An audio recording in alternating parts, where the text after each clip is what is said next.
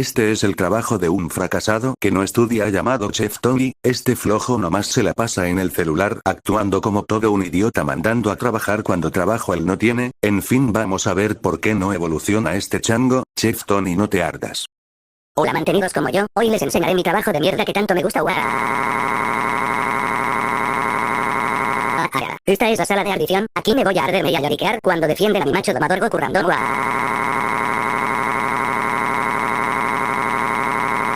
Esta es la de lloriqueos, donde voy al canal de mi segundo domador, Raúl el Erizo, a decirle rabioso, cuando él me humilla como Goku y los otros como Chef Loquendero.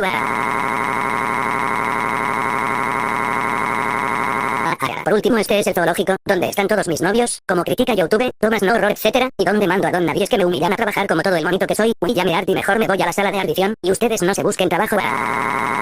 Jajajaja XD. Bueno, ese fue el trabajo de Chef Tony. Nos vemos en la próxima humillada a Chef Tony.